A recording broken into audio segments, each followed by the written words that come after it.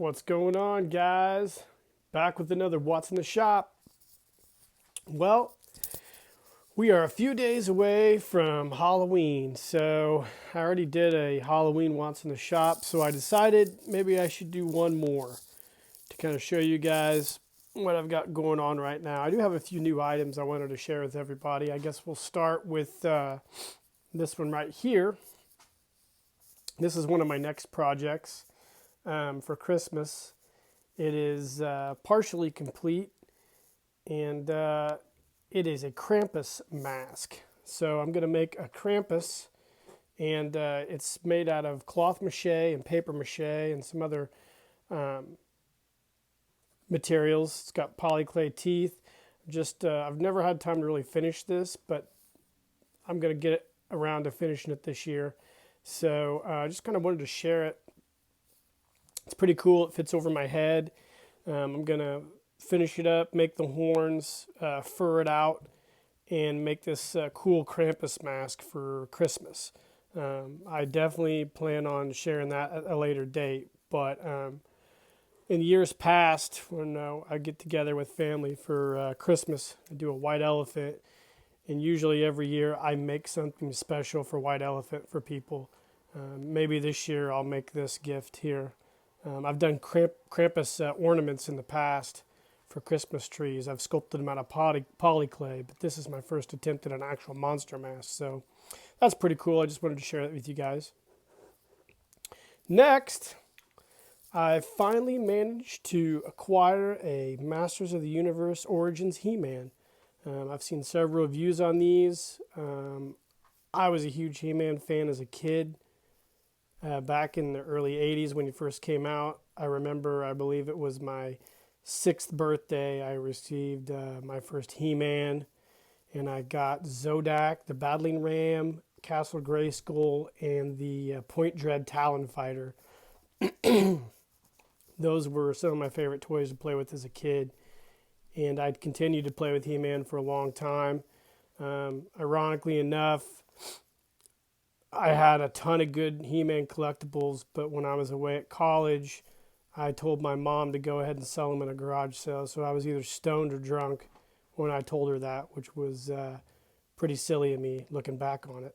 So I've been getting these figures for my son to play with when he gets older. It's real cool. It's a nice basic figure. The weapons aren't nearly as detailed as the old version 1 Mattel He-Man figures, but these are definitely more articulated and just a really cool, fun toy. I'm not going to bother doing a review of him. There's plenty of these on YouTube, people reviewing these who know way more about the Masters of the Universe line and love it probably way more than I do, but I really like this figure, and he's just a cool figure. And if you see these, they're Walmart exclusives right now. They're going to be around for other retailers, I guess, this spring. But if you get a chance and see these at Walmart, definitely check them out. They're cool. Retro packaging's neat, and it's just a really neat figure. So I'm excited to have it, and hopefully my son likes He-Man someday. If he's not, I've just got a lot of mint and package He-Man Origin stuff I'm not going to know what to do with. Next, I wanted to share this. This is cool. When I was in 8th grade, my history teacher at the time encouraged us to engage in correspondence with politicians, area politicians, so U.S. senators, state senators, congressmen, etc. So at the time, I was really, really into military stuff like planes, tanks, and all that jive. And I would write to my congressman about military vehicles, and I'd tell them how I really dreamed about joining the military when I got older, and they would send me just awesome just packets of cool photographs. So this first folder is all my armored vehicles folders. These are all the ones I got. I'd always get a nice message from the Department of Defense when they'd send these to me, and it was really cool. I was really into host scale military vehicles and whatnot, and it was really cool to collect the vehicles to go with the pictures. I always wrote a nice letter That's how I learned to write fairly well, was writing to these politicians. I did the same thing for planes. It's really cool. I'll show a couple more of these. I just got all these really cool photographs from the Department of Defense, and I got a ton of these. I don't know what I'm going to do with them, but they were just really cool. I got 3 big folders full of these that I got. I would just get folders and folders of these photographs from the Pentagon, the Department of Defense. So it's one of my favorite ones, the Apache. Just really cool. I would do helicopter folders, tank folders, jet folders. In hindsight, I wish I would have wrote to NASA and got some space photographs. But I thought this was cool. I just wanted to share it with you guys. I was going through my attic the other day and found all these and have really fond memories of junior high and writing these letters. I kept all the letters. They're somewhere else. So that was kind of neat. So I've got all these military photographs. I don't really know what to do with them, but I guess I'll just keep them in storage. It's a good story to tell my kid later on in life. Let's see. I also, if you've seen me on Instagram, I went to Joann Fabrics a few weeks ago and bought these blank styrofoam zombie heads.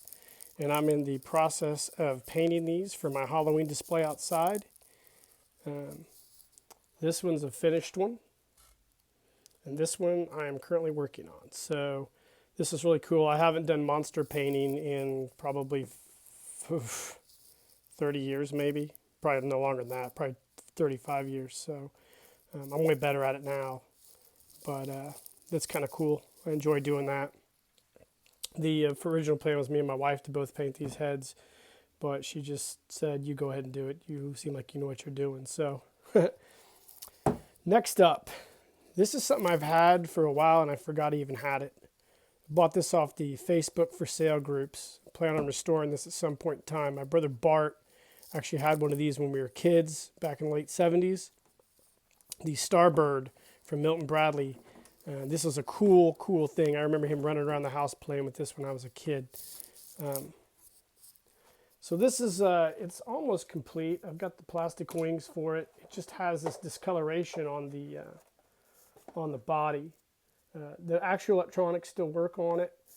I just got to figure out how to take this stuff off. So if anybody wants to leave in the comments how they would suggest cleaning this, that would be great. I'd appreciate any kind of advice. So I'm going to get this restored and kind of probably display it somewhere, give it to my son as well.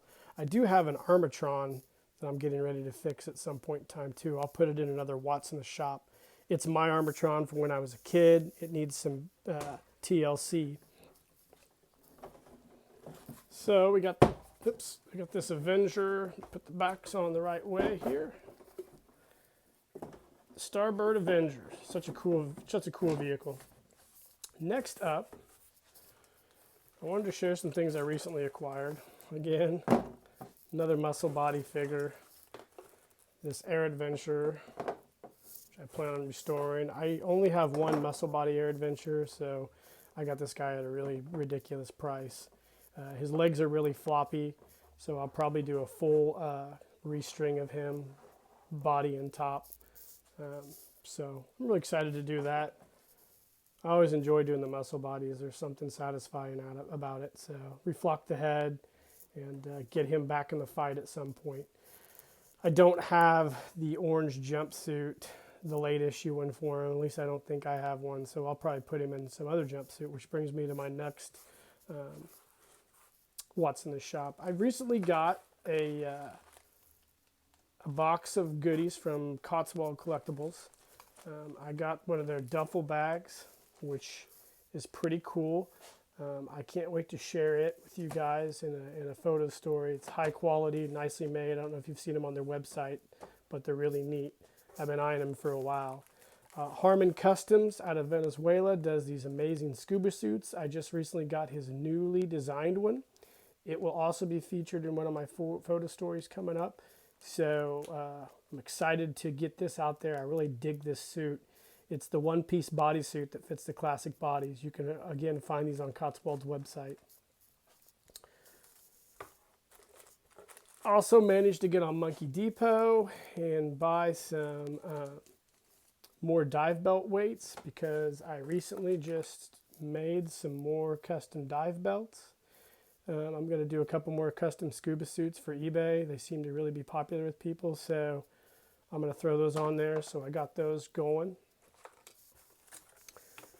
Also in my Cotswold order, I got these cool clips that retrofit to canteens like the old Jungle Survival canteen. So I've got 2 or 3 Jungle Survival sets with broken clips on the canteens, so I actually plan on redoing those with these clips and getting them back to actual vintage complete. So I'm really excited about that. I saw these on Cotswold and decided I needed those, so I bought a few of them. Matt Squatch Customs, which is really cool. The guys, this guy that does these products is really doing some cool stuff, and I enjoy communicating with him. I used to message him every once in a while on Facebook and buy stuff off of him directly, but I did buy these off of him through Cotswold. I got this hammer, and I'm going to make a handle or a carrying loop on it for my deep sea diver set. I always thought that my deep sea diver needed a hammer, just a small ball peen hammer, and I think this is great. So if you want to upgrade your deep sea diver set, I suggest doing it with one of these. Got another shovel. I use those for a lot of gear.